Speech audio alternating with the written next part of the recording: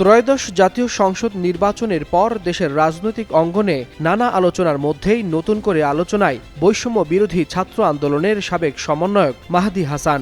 সম্প্রতি ভারতের রাজধানী দিল্লি সফরে তার সঙ্গে এক নারী ছিলেন, এই তথ্য সামনে আসার পর শুরু হয় জল্পনা। তবে অনুসন্ধানে উঠে এসেছে কে সেই নারী।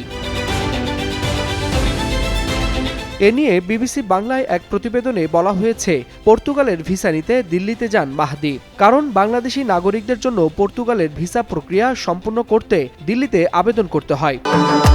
ভবিষ্যৎ হোক নিরাপদ, বিনিয়োগ হোক বিশ্বস্ত, আর আমার পছন্দ সল্ট বে।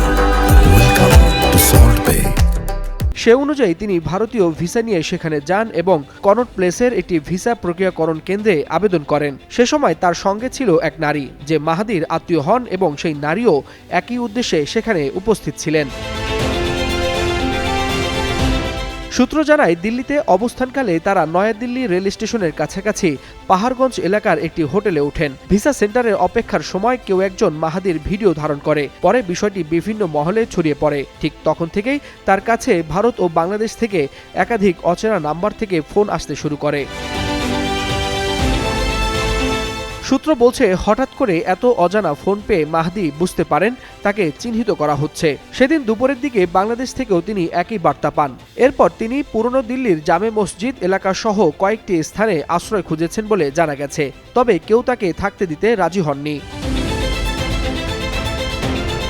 সবশেষ বুধবার বিকেলে ইন্ডিগো এয়ারলাইন্সের ফ্লাইটে তিনি ঢাকায় ফেরেন। ইমিগ্রেশন কাউন্টারে জিজ্ঞাসাবাদের মুখোমুখি হয়ে তিনি দাবি করেন, ভারতে গিয়ে তিনি হেনস্থার শিকার হয়েছেন। তবে অনুসন্ধানে এটি নিশ্চিত হওয়া গেছে, দিল্লিতে মাহদীর সঙ্গে থাকা নারী কোনো রহস্যময় ব্যক্তি নন, বরং তারই এক আত্মীয়। ওয়ালিউল হাসানাত, যুগান্তর নিউজ।